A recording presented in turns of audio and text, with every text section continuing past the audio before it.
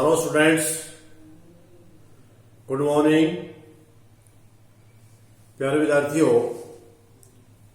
9th class के हम कर रहे हैं चैप्टर नंबर 4 जलवायु। कल आप पिछली वीडियो में आपने जलवायु से पहले पिछली वीडियो में आपने पढ़ा था अफवाह के बारे में, और आज हम पढ़ रहे हैं भारत की जलवायु के बारे में। स्टूडेंट्स, ये हम भारत के संदर्भ की बात हो रही है। भारत के संदर्भ में मैंने बराबर में भारत का नक्शा इसीलिए बनाया कि ताकि आपको जो कुछ ये जलवायु की बात हो रही है वो भारत के संदर्भ में हम कर रहे हैं, और इसके संदर्भ में हम पढ़ेंगे आज कुछ जलवायु पाठ के कुछ अभ्यास के प्रश्न। वही बात पहले आपको एक बार इस चैप्टर की रीडिंग करनी है। जो ही क्लास स्कूल खोलेंगे हम इसको आपकी कक्षा में पढ़ा देंगे, लेकिन तब तक आपने पढ़ना है और इन प्रश्नों को समझना है। और मैं प्रश्न समझाने का प्रयास कर रहा हूँ भारत के संदर्भ में जलवायु। तो जलवायु है, सबसे पहला प्रश्न है, उसका पहला भाग है, पहले प्रश्न का पहला भाग है सबसे अधिक वर्षा। स्टूडेंट्स, ये याद रखने वाली बात, ऑप्शन टाइप प्रश्न पूछा जाता है कि भारत में या विश्व में सबसे अधिक वर्षा कहाँ होती है। भारत में कहा जाए तो भी और विश्व में कहा जाए तो भी। ये मानसीराम, यह है आपका मेघालय।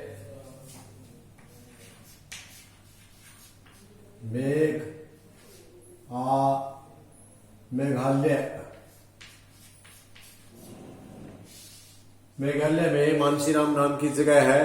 इस पर दुनिया की सबसे ज्यादा बारिश होती है, सबसे अधिक मात्रा में भारत की भी सबसे अधिक बारिश होती है। तो यहाँ जो मानसीराम है, इसका रीजन क्या है कि सबसे अधिक बारिश होने का? यहाँ 3 पहाड़ियां हैं जो तीनों दिशाओं को रोकती हैं। गारो खासी नाम की तीनों पहाड़ियां आपस में जो पवन इधर से आती है तो ये टकराती है, इधर से आती है तो ये टकराती है, और इधर से आती है तो ये टकराती है, यानी चारों तरफ से पवनों को रोकती है और सबसे अधिक बारिश करती है। प्रश्न नंबर 2 पर चलते हैं। ग्रीष्म काल में बहने वाली पवनों को क्या कहते हैं? स्टूडेंट्स, सभी बच्चों को पता है कि आप ग्रामीण लोकेलिटी एरिया को जानते हैं कि गर्मी की जब मौसम होता है तो दिन में बड़ी तेज हवा चलती है। उसको क्या कहते हैं? हम उसको लू बोलते हैं। लू के नाम से जानते हैं हरियाणा में इसको, तो उसको हम लू बोलते हैं। इसके बाद जो नेक्स्ट प्रश्न है आपका, उत्तर पश्चिम में शीत ऋतु में होने वाली बारिश। देखो, हमारी ज्यादातर बारिश क्या होती है? मानसून है हमारे में इधर से इधर चलती है, और ये हिमालय पर्वत से, यहाँ से समुद्र से पवने अपने साथ वर्षा जल उठा कर ले जाते हैं, और यहाँ पर्वत से, हिमालय पर्वत से टकरा करके इस एरिया में उत्तर भारत में बारिश करती है। लेकिन यहाँ क्या दिया है? उत्तरी पश्चिमी मतलब ये एरिया, और वो ऋतु भी कौन सी? शीतकाल में। जब ग्रीष्म काल में हमारी पवने इधर चलती है, जल से थल की ओर चलती है, और सर्दी में थल से जल की ओर चलती है। तो यहाँ जो बारिश होती है इस एरिया में, जो राजस्थान वाला एरिया है, उत्तर ये हो गया, और पश्चिम ये हो गया। इस एरिया में जो बारिश होती है, इस एरिया में जो बारिश है राजस्थान में, तो ये बारिश होने का शीत ऋतु में बारिश होने के कारण क्षोभ होते हैं। अक्षोभों के कारण ये बारिश हो पाती है। इसके बाद अगला हमारा प्रश्न, मानसून का समय क्या है? मानसून का समय क्या है? जून। लगभग 1 जून से 15 जून के बीच में, 1 जून से ही भारत में मानसून पवनें प्रवेश करना शुरू करती है और धीरे धीरे चलती हुई आगे की तरफ बढ़ती है। जो ही जैसे मानसून पवनें इधर से चलती है, या मुंबई की तरफ से, समुद्र से, बंगाल की खाड़ी से, या अरब सागर से जो मानसून चलती है वे आगे की ओर बढ़ती है, और पहले मुंबई में या इधर कलकत्ता में आती है, और फिर धीरे धीरे हमारे उत्तर भारत में, दिल्ली में और हरियाणा और पंजाब की इधर फैल जाती है, और इधर फैलती हुई ये खूब भारी वर्षा करती है। और लगभग ये भारत में मानसून पवनें सितंबर तक रहती है, और सितंबर के बाद वापस रुक कर लेती हैं। इसके कारण अगला है, शीत ऋतु की विशेषता क्या है? शीत ऋतु की ये विशेषता होती है कि शीत ऋतु में दिन में बड़ी गर्मी होती, गर्म दिन होते हैं, और रातें बिल्कुल ठंडी होती हैं। ये शीत ऋतु की विशेषता है। ये आपके अभ्यास के पहले प्रश्न में 5 ऑप्शन टाइप प्रश्न पूछे गए हैं। ये ऑप्शन टाइप के रूप में भी आप इनका उत्तर दे सकते हो विद्यार्थियों, और यदि आपको एक लाइन में इनका उत्तर पूछ लिया तो भी आप दे सकते हैं। इसके बाद प्रश्न नंबर 2 अभ्यास का, उसमें भारत की जलवायु को प्रभावित करने वाले तत्व कौन कौन से हैं? इन बातों की हम चर्चा करेंगे। जलवायु को प्रभावित करने वाले तत्व और भारत की जलवायु करने तत्व और भी विशेष बात हो जाती है, क्योंकि भारत विभिन्नताओं से भरा हुआ देश है। भिन्न भिन्न प्रकार के मौसम है, यहाँ भिन्न भिन्न प्रकार के भौगोलिक परिस्थितियां, भिन्न भिन्न जलवायु है, भिन्न भिन्न लोग हैं। तो ये जो विभिन्नता है भारत की जलवायु को कैसे प्रभावित करती है।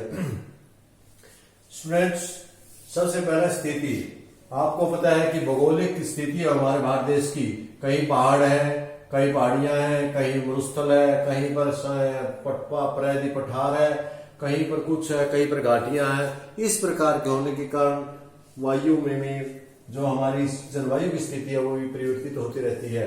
तो जो स्थिति हमारी वो कहाँ है, दोनों तरफ हमारे एक तरफ हमारा क्या है, तीन तरफ हमारा 1 2 3 साइड में हमारा समुद्र लगता है और एक साइड हमारा थल भाग लगता है और एक साइड हमारा हिमालय पर्वत लगता है। इस प्रकार की स्थिति होने के कारण यहाँ का मौसम समुद्र के होने के कारण प्रभावित होता रहता है। दूसरा जो भारत की स्थिति है वो उत्तर गोलार्ध में है और कर्क रेखा भारत के मध्य से गुजरती है। उत्तर भारत में होने के कारण भी हमारे सर्दियों में अधिक सर्दी और गर्मियों में अधिक गर्मी होती है। लेकिन गर्मी अधिक होती, सर्दी इतनी नहीं अधिक हो पाती, क्योंकि जब गर्मी के समय में सूर्य उत्तर गोलार्ध में होता है तो सूर्य की धूप सीधी पड़ती है, किरणें सीधी पड़ती है। लेकिन जब दक्षिण में चला जाता है भारत, उत्तरी दक्षिण गोलार्ध में चला जाता है तो भारत से काफी दूर होने के कारण तिरछी आती है और ये हमारे गर्मी की बजाय ठंड होती है। तो इसके बाद एक तो था स्थिति की, भारत की स्थिति ऐसी है, सिचुएशन है, वो जलवायु पर प्रभाव डालती है। अगला उच्चावच। उच्चावच का मतलब क्या था, ऊंची नीची भूमि। मैंने भी बताया था कि पहाड़ है, कहीं ऊंची जगह है 500 मीटर, जैसे कि हिमालय पर्वत की शिखर है वो 8,848 मीटर ऊंचा है। और इसी प्रकार जो कंचनजंगा है, दूसरी पहाड़ियां वो काफी ऊंची है, तो उन पर जो जो हम ऊंचाई पर जाएंगे मौसम ठंडा होता जाएगा, जलवायु ठंडी होती जाएगी, और जो जो हम नीचे जाएंगे जलवायु गर्म होती जाएगी। तो इस प्रकार उच्चावच भी एक विशेष भूमिका निभाते हैं। तीसरी बात है पवने, हवा बहने वाली पवने। भारत में खास करके 2 प्रकार की पवनें बहती हैं, ग्रीष्म में जल से थल की ओर और शीत ऋतु में थल से जल की ओर पवनें बहते हैं। इन पवनों के बहने के कारण भी हमारे देश की जलवायु काफी प्रभावित होती है और इन पवनों के कारण ही हमारे देश में मानसून आती है। क्योंकि जब पवनें खाली होकर के इधर जाती हैं, खाली स्थान पर गर्मी के समय में धूप पड़ने के कारण यहाँ का जो वायु दाब है वो कम हो जाता है, हवा आसमान में चली जाती है और यहाँ पर खाली जो जगह होती है उसको भरने के लिए जो जल वाले क्षेत्र का वायु दाब है वो इधर की ओर खिसक जाता है और इधर खिसकने के साथ ही पवनें अपने साथ जल लेकर के इस देश की ओर बढ़ती है, भारत की ओर, और भारत की ओर या उत्तर भारत की ओर बढ़ करके यहाँ हिमालय पर्वत से टकरा करके पूरे भारत में काफी वर्षा करती है। तो मानसून समय में ऐसा होता है। तो इसका मतलब पवनें भी भारत की जलवायु को प्रभावित करते हैं। इसके बाद अगला है वायु धाराएं। 1200 मीटर की ऊंचाई के ऊपर वायु की धाराएं हमेशा संकीर्ण धाराओं में चलती रहती हैं, जिनके कारण भी मौसम प्रभावित होता रहता है। इसके बाद जो खै भाग है वह है भारत की मानसून जलवायु। इसके बारे में हम चर्चा करेंगे। भारत की मानसून जलवायु, जैसा अभी बताया मैंने, भारत एक विशाल देश है और भारत की जो जलवायु है वो पूरे देश को जोड़े हुए है, पूरे देश को एक किए हुए है। भारत की जलवायु है मानसूनी जलवायु। क्यों कहा गया भारत की जलवायु? क्योंकि ये ज्यादातर मानसून पर डिपेंड करती है। जो पवनें है हमारी वो समुद्र से थल की ओर आती है और आज जब ये समुद्र से थल की ओर आती हैं तो अपने साथ जल वाष्प लेकर आती हैं और हिमालय पर्वत या दूसरी पर्वत श्रृंखलाओं से टकराकर काफी मात्रा में बारिश करती हैं और खाली होने के बाद फिर ये ऊपर उठ जाती हैं, हल्की होकर ऊपर उठ जाती है और ऊपर उठने के कारण फिर वापिस जो यहाँ का समुद्र का दाब क्षेत्र था वो थल की ओर सरकने के बाद यहाँ खाली क्षेत्र हो जाता है, वो ऊपर से यहाँ जाती है। इस प्रकार वायु का एक चक्कर सा यहाँ बन जाता है। लेकिन जो जो फिर ऋतु परिवर्तन होता है, मौसम में परिवर्तन आता है, तो यहाँ जो भूमि का जल दाब वायु दाब वो ज्यादा ठंडा हुआ है, बारिश होने के कारण ठंडा हो जाता है और यहाँ गर्म हो जाता है। तो ठंडा होने का यहाँ की पवनें जगह नहीं होती और यहाँ जगह कम हो जाते हैं, पवनें फिर वापस उल्टा चक्कर काटने लगती है।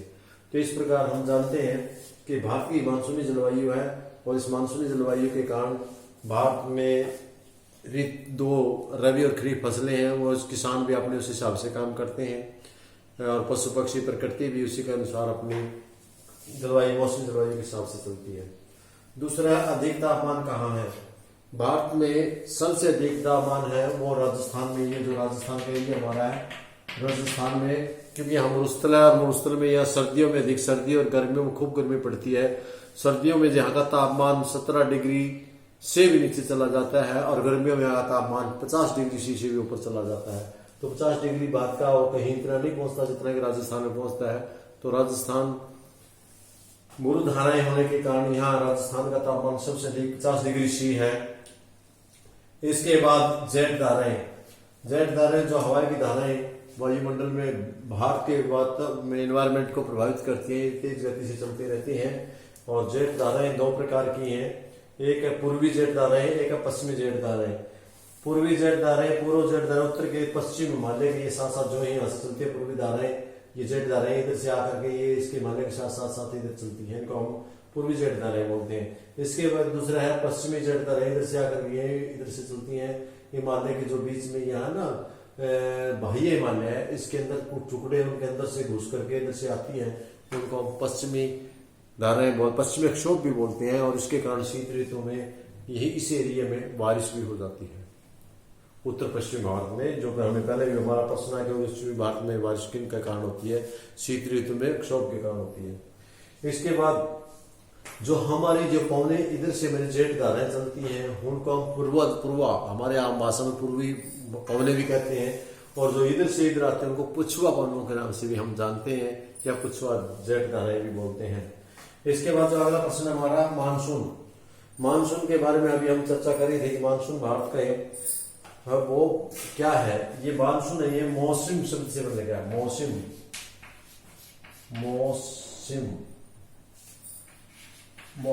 शब्द मौसम से है। तो जैसा मौसम के जो मानसून है वो हमारा मौसम कैसा मानसून रहता है, हमारा कैसा मौसम रहता है। जैसे पवनें चलती है, वर्षा लेकर आती है तो वर्षा मौसम कैसा होता है, ठंडा मौसम वर्षा का मौसम हो जाता है। तो इसलिए वे पवनें जिनके साथ हमारे मौसम में परिवर्तन आ जाता है उसको मानसून वर्षा कहते हैं, उसे मानसून का नाम दिया गया है। जो मानसून है वर्षा ऋतु से कुछ वर्षा ऋतुओं का होना है। मानसून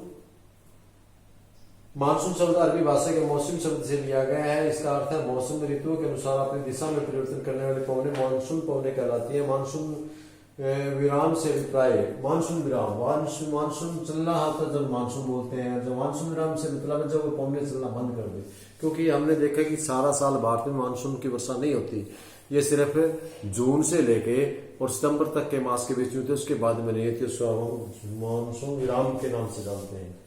इसके बाद मानसून भारत के एक सूत्र में कैसे बांधता है। प्रिय विद्यार्थियों, जैसे कि आपको पता है कि मानसून आने पर सारे किसान अपने फसल के क्रियाकलाप में लग जाते हैं। सारी प्रकृति में भी भारत के सारी प्रकृति में मानसून आने पर फल फूल और पनपना शुरू कर देती है, पशु पक्षियों में चहचहाट आ जाती है।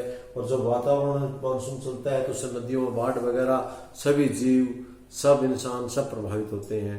इस प्रकार मानसून के कारण बहुत सी समानताएं भारत के हर क्षेत्र में देखी जाती हैं, जिनको देखकर हम कह सकते हैं कि मानसून एक ऐसी जलवायु है, मानसून ऐसी पवन है जो पूरे भारत को एक सूत्र